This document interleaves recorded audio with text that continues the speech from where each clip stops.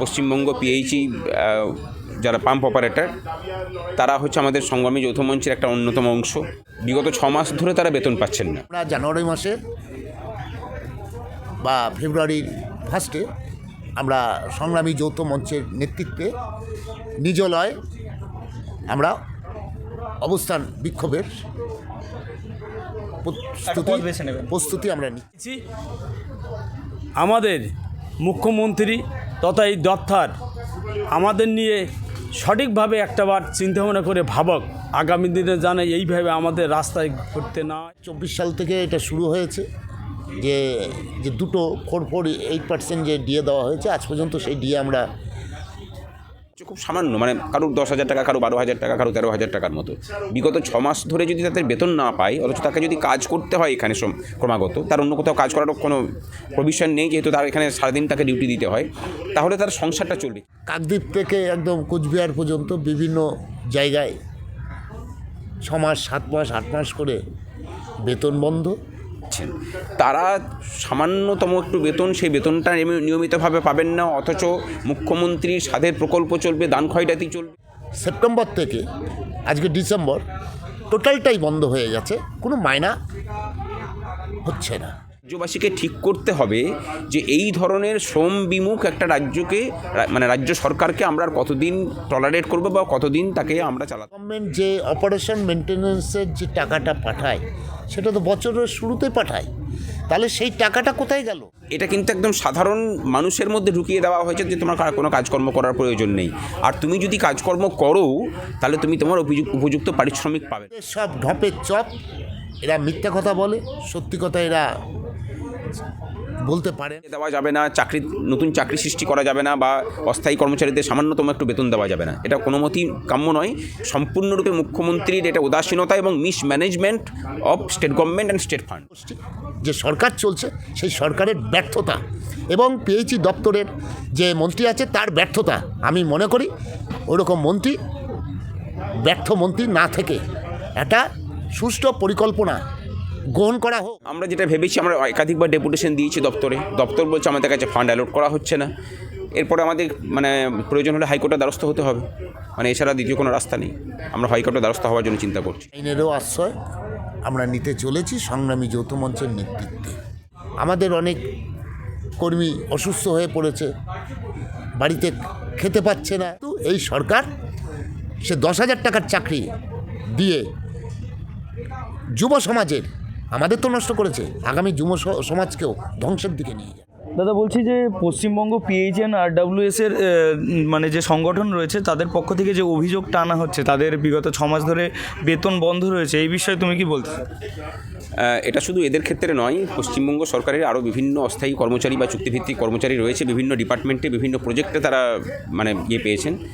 তাদের বিভিন্ন ক্ষেত্রে কিন্তু এরকম ধরনের অভিযোগ উঠছে এবং ধারাবাহিকভাবে চলছেও। এটা পিএইচই, তারা আমাদের অস্থায়ী পশ্চিমবঙ্গ পিএইচই যারা পাম্প অপারেটর তারা হচ্ছে আমাদের সংগ্রামী যৌথ মঞ্চের একটা অন্যতম অংশ।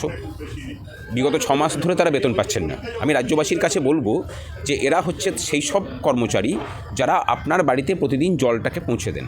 সরকারি যে পিএইচির যে পাম্পের যে জল, সেই জলটা যে খাদ্য পানীয় যে জল, সেই পানীয় জলটা কিন্তু এরা পাম্পটাকে অপারেট করে হেড ট্যাঙ্কটাকে ভরাট করে, ভাল্বটাকে খুলে পরে আপনার বাড়িতে জল সাপ্লাইয়ের ব্যবস্থাটা করে। বিগত 6 মাস ধরে এরা বেতন পাচ্ছেন। এদের বেতন হচ্ছে খুব সামান্য, কারোর 10,000 টাকা, কারো 12,000 টাকা, কারো 13,000 টাকার মতো। বিগত 6 মাস ধরে যদি তাদের বেতন না পায়, অথচ তাকে যদি কাজ করতে হয় এখানে ক্রমাগত, তার অন্য কোথাও কাজ করারও কোনো প্রভিশন নেই, যেহেতু তার এখানে সারাদিন তাকে ডিউটি দিতে হয়, তাহলে তার সংসারটা চলবে কীভাবে? তাহলে এই রাজ্যটা আমরা কোন দিকে নিয়ে যাচ্ছি? যে যারা মানুষের সরকারি দপ্তরের হয়ে কাজ করে মানুষের কাছে পরিষেবাগুলোকে পৌঁছে দিচ্ছেন, অর্থাৎ এই সরকারটাকে চালিয়ে নিয়ে যাচ্ছেন, তারা সামান্যতম একটু বেতন, সেই বেতনটা নিয়মিতভাবে পাবেন না, অথচ মুখ্যমন্ত্রীর স্বাদের প্রকল্প চলবে, দান খয়রাতি চলবে, যেখানে কোনো কর্ম নেই, বিনা কর্মে উৎকোচ দেওয়া হবে। এই অবস্থার বদল কবে রাজ্যবাসী চাইবেন সেটা নিয়ে এবার ভাবা আশু প্রয়োজন। সামনে বিধানসভা ভোট, রাজ্যবাসীকে ঠিক করতে হবে যে এই ধরনের শ্রম বিমুখ একটা রাজ্যকে, রাজ্য সরকারকে আমরা আর কতদিন টলারেট করবো বা কতদিন তাকে আমরা চালাতে দেবো। হ্যাঁ, বলছি যেখানে দাঁড়িয়ে রাজ্যের সরকারি কর্মচারীরা ডিএ পাচ্ছে না, এটা তো একটা বিষয় রয়েছে, কিন্তু আরেকদিকে আমরা যেটা দেখছি যে যারা অস্থায়ী কর্মচারী রয়েছে তারা তো বেতনটাই পাচ্ছে না। এটা ঠিক কোন দিকে এগোতে চলেছে? এগোতে চলেছে বলতে সামনে ভোট এগিয়ে আসছে, এগুলো নিয়ে আলোচনা হচ্ছেই না বলতে গেলে। এই সরকারটা হচ্ছে সম্পূর্ণরূপে যারা কাজ করে কর্মবিমুখতার দিকে রাজ্যের মানুষকে নিয়ে যাচ্ছে। এই কর্মবিমুখতাটা এমন একটা জায়গায় গিয়ে পৌঁছেছে যে রাজ্যের কোনো স্তরের মানুষ কোথাও আর কাজ করতে চাইছে না। এটা কিন্তু একদম সাধারণ মানুষের মধ্যে ঢুকিয়ে দেওয়া হয়েছে যে তোমার কোনো কাজকর্ম করার প্রয়োজন নেই, আর তুমি যদি কাজকর্ম করো তাহলে তুমি তোমার উপযুক্ত পারিশ্রমিক পাবে না। এই যে ডিএ না পাওয়া বলুন বা এই অস্থায়ী কর্মচারীদের নিয়মিত বেতন না পাওয়া বলুন, এই সমস্তটাই হচ্ছে শ্রমের প্রতি চূড়ান্ত অবহেলা, চূড়ান্ত অবমাননার জায়গা থেকে সরকারের কাছে আসছে। না হলে এটা এমন কোনো কঠিন ব্যাপার নয় যে রাজ্য সরকারটার আর্থিক অবস্থা এমন খারাপ নয় যে ডিএ দেওয়া যাবে না, নতুন চাকরি সৃষ্টি করা যাবে না, বা অস্থায়ী কর্মচারীদের সামান্যতম একটু বেতন দেওয়া যাবে না। এটা কোনো মতেই কাম্য নয়। সম্পূর্ণরূপে মুখ্যমন্ত্রীর এটা উদাসীনতা এবং mismanagement of state government and state funds. তাই বলছি, এই যারা অস্থায়ী কর্মচারী রয়েছে, যারা 6 মাস ধরে বেতন পাচ্ছে না, তাদের সমস্যার যদি সমাধান না হয় তাহলে এর পরবর্তী সংগ্রামী যৌথ মঞ্চের পদক্ষেপ কী হবে? আমরা যেটা ভেবেছি, আমরা একাধিকবার ডেপুটেশন দিয়েছি দপ্তর বলছে আমাদের কাছে ফান্ড অ্যালোট করা হচ্ছে না। এরপরে আমাদের প্রয়োজন হলে হাইকোর্টের দ্বারস্থ হতে হবে, এছাড়া দ্বিতীয় কোনো রাস্তা নেই। আমরা হাইকোর্টের দ্বারস্থ হওয়ার জন্য চিন্তা করছি। বলছি যে পশ্চিমবঙ্গ পিএইচই অ্যান্ড আরডব্লিউএস যে অস্থায়ী কর্মী ইউনিয়ন রয়েছে আপনাদের, হ্যাঁ অস্থায়ী কর্মচারী ইউনিয়ন রয়েছে আপনাদের, সেখানে আপনারা যারা জল সরবরাহের কাজ করছেন তাদের বিগত 6 মাস ধরে বেতন দেওয়া হচ্ছে না। গোটা বিষয়টা কি আপনার কাছ থেকে জানতে চাইব। বিগত দিনে 2024 সাল থেকে এটা শুরু হয়েছে যে দুটো 4.8% যে ডিএ দেওয়া হয়েছে, আজ পর্যন্ত সেই ডিএ আমরা পাইনি। আংশিক কিছু দেওয়া হয়েছে, কিন্তু বেশিরভাগটাই হচ্ছে ডিউ রয়েছে। এবং পুজোর আগের থেকেই একটা টালমাটাল একটা অবস্থা চলছিল, এবং কাকদ্বীপ থেকে একদম কোচবিহার পর্যন্ত বিভিন্ন জায়গায় 6 মাস 7 মাস 8 মাস করে বেতন বন্ধ। কর্মচারীরা বিভিন্ন আন্দোলন করা সত্ত্বেও পুরোপুরি সেপ্টেম্বর থেকে আজকে ডিসেম্বর টোটালটাই বন্ধ হয়ে গেছে, কোনো মাইনা হচ্ছে না। তাহলে আজকে আমরা সভ্য সমাজে কাজ করা সত্ত্বেও বেতন পাচ্ছি না কেন? কারণ সেন্ট্রাল গভর্নমেন্ট যে অপারেশন মেনটেন্যান্সের যে টাকাটা পাঠায়, সেটা তো বছরের শুরুতে পাঠায়। তাহলে সেই টাকাটা কোথায় গেল?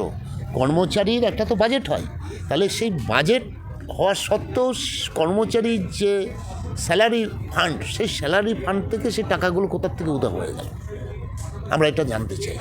কারণ আমরা কাজ করা সত্ত্বেও আমাদের অনেক কর্মী অসুস্থ হয়ে পড়েছে, বাড়িতে খেতে পাচ্ছে না। আমি বিভিন্ন সন্দেশখালী, কাকদ্বীপ এতে গেছিলাম, যে অনেকের উনুনে হাঁড়ি চড়ছে না। এই বিষয়টি আমি বলবো যে এই মহামান্য রাজ্যপাল,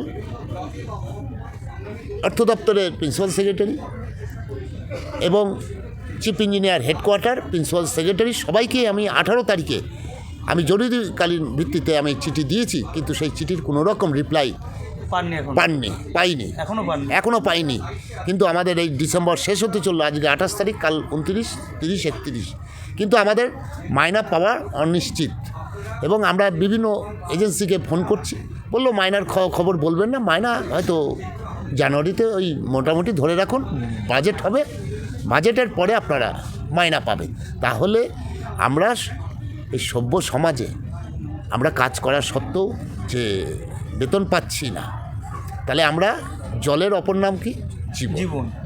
তাহলে আমরা সেই জল সরবরাহ করে অন্যের জীবন বাঁচিয়ে আজকে আমরা প্রায় সারা রাজ্যে 25,000 পাম্প অপারেটর, ভাল্ভ অপারেটর, তারা আজকে মৃত্যুর দিকে ঢলে পড়ছে। এটা আমাদের যে শাসক গোষ্ঠী, যে সরকার চলছে, সেই সরকারের ব্যর্থতা এবং পিএইচই দপ্তরের যে মন্ত্রী আছে তার ব্যর্থতা। আমি মনে করি ওরকম ব্যর্থ মন্ত্রী না থেকে একটা সুষ্ঠু পরিকল্পনা গ্রহণ করা হোক। এতজন কর্মী, এরা লেবার অ্যাক্টকে ভায়োলেট করছে, লেবার আইন মানছে না, পিএইচই দপ্তর লেবার আইন মানছে না। লেবার ডিপার্টমেন্ট থেকে 12/2024 তারিখে তারাও চিঠি দিয়েছে যে এদের বেতন কেন বন্ধ, সেই রিপোর্টটা চেয়েছে, কিন্তু আজ পর্যন্ত দেখেন এই মাস শেষ হয়ে গেল, 12 তারিখে দিয়েছে, আজ পর্যন্ত তার ফিডব্যাক কোনো দিনই পিএইচই দেয় না। পিএইচই কোনো দপ্তরের তোয়াক্কা করে না, নিজে যা করে সেটাই হচ্ছে সঠিক। আমি চাই সুষ্ঠুভাবে পরিকল্পনা করে এই সব কর্মচারীদের আগামী দিনে সরকারি কোষাগারের টাকা থেকে ডাইরেক্ট HRMS-এর মাধ্যমে সরকারিভাবে নিয়মিতকরণের মাধ্যম দিয়ে এই কর্মীদের উপযুক্ত সম্মান দেওয়া হোক। কারণ এই জল জীবনদান করি এবং একটা এমার্জেন্সি, যেরকম হসপিটাল, দুধ, জল, এটা খুবই এমার্জেন্সি। আর সেইখানে আমরা বসে এবং বিভিন্ন জায়গায় সুপ্রিম কোর্টের অর্ডারগুলোও রয়েছে যে 7 বছর 5 বছর এক জায়গায় স্থায়ীভাবে কাজ করলে তাদের নিয়মিতকরণ বাধ্যতামূলক। উমাদেবীর রায়ও সেইটা প্রকাশ পেয়েছে, কিন্তু এই সরকার সে 10,000 টাকার চাকরি দিয়ে যুব সমাজের, আমাদের তো নষ্ট করেছে, আগামী যুব সমাজকেও ধ্বংসের দিকে নিয়ে যাচ্ছে। দাদা বলছি, একদিকে আমরা দেখছি যে সরকারি যারা কর্মচারী রয়েছে তারা ডিএ পাচ্ছেন না, অন্যদিকে দেখছি যারা অস্থায়ী কর্মচারী রয়েছে তাদের বেতন পর্যন্ত আটকে রয়েছে। আর সামনে ভোট রয়েছে 26-এ, সেই ভোট নিয়ে এখন রাজ্যে চারিদিকে টালমাটাল পরিস্থিতি। কোনো জায়গায় গিয়ে কি আপনারা অনিশ্চয়তায় ভুগছেন? আমরা তো দীর্ঘদিন থেকে আন্দোলনও করছি, জানানো হয়েছে সরকারিভাবে আমরা যে এই যে অস্থায়ী কর্মী কখনো ঠিকাদারি প্রথা দিয়ে আমাদের চলছে বেনিয়ম, 6 মাস 8 মাস 1 বছর পর্যন্ত এইরকম। তারপরেও আমরা তাদেরকে অনেকবারই রিকোয়েস্ট আবেদন করার পরেও এই যে জলের আরেক নাম জীবন, আমরা মানুষকে জীবনদানের জন্য যে প্রতিশ্রুতিবদ্ধ, আমাদের সময় নেই 8 ঘন্টা 10 ঘন্টা 12 ঘন্টা পর্যন্ত আমাদের কাজ করতে হয়, তাতেও কিন্তু আমরা সামিল হয়েছি, মেনেও নিয়েছি। কিন্তু এই 6 মাস 8 মাস পয়সা না পেয়ে তার পরিবার আছে, সংসার আছে, ছেলেমেয়ে আছে, সেটাও কিন্তু আমরা আবেদন করার পরেও কোনো সুরাহের জায়গা পাইনি। তো আমরা এসআইয়ের কাছে বা সরকারি পিএইচই অফিসে, সিভিল কি মেকানিক্যাল, আমাদের যে ইএসআই কার্ড, যে আমরা অন্তত জলদান করেও আমাদের সংসার চালাতে পারছেন, শারীরিক যে পরিস্থিতি হলে পরে আবার তো অসুস্থ হয়ে পড়ে, যেগুলো আমরা অন্তত কিছুটা নিরাময় করতে পারবো, সেদিকেও আপনারা একটু আকৃষ্ট করুন, সেদিকেও কর্ণপাত করে না। তো আমরা এইভাবেই তো দিনের পর দিন যেভাবে চলছে, আগামী দিনে সরকার যে পরিচালনা বা চিন্তাভাবনা চলছে তাতে আমাদের টিকে থাকাও খুব দুষ্কর। যাতে আমরা চাইছি আমাদের মুখ্যমন্ত্রী তথা এই দপ্তর আমাদের নিয়ে সঠিকভাবে একটাবার চিন্তাভাবনা করে ভাবক, আগামী দিনে যেন এইভাবে আমাদের রাস্তায় করতে না হয়। এবং যে সমস্ত এই যে 25 থেকে 30,000 অল ওয়েস্ট বেঙ্গলে আমরা যে কর্মচারী হিসেবে নিজের যে সেবা দান করছি, সেটার দিকে একটাবার আকৃষ্ট করার জন্য আবেদন রাখব। বলছি, আপনারা তো সরকারের বিভিন্ন দপ্তরে চিঠি পাঠিয়েছেন, আপনারা বিভিন্নভাবে চেষ্টা করছেন, কিন্তু তাতে যদি সফল না হন পরবর্তী পদক্ষেপ কী থাকবে আপনাদের? পরবর্তী পদক্ষেপ হচ্ছে আমরা জানুয়ারি মাসে বা ফেব্রুয়ারির 1 আমরা সংগ্রামী যৌথ মঞ্চের নেতৃত্বে নিজলয় আমরা অবস্থান বিক্ষোভের প্রস্তুতি আমরা নিচ্ছি। এবং এর আগেও আমরা করেছি 3রা এপ্রিল, সেখানেও প্রতিশ্রুতি দিয়েছিল। আমরা এগুলো নিয়ে আমরা অর্থ দপ্তরকে আমরা লিখছি, কিন্তু এদের সব ঢপের চপ, এরা মিথ্যা কথা বলে, সত্যি কথা এরা বলতে পারে না, এইভাবে চলে আসছে। এটা আর সহ্যের সীমা ছাড়িয়ে গেছে। আমরা প্রয়োজনে আইনেরও আশ্রয় আমরা নিতে চলেছি সংগ্রামী যৌথ মঞ্চের নেতৃত্বে।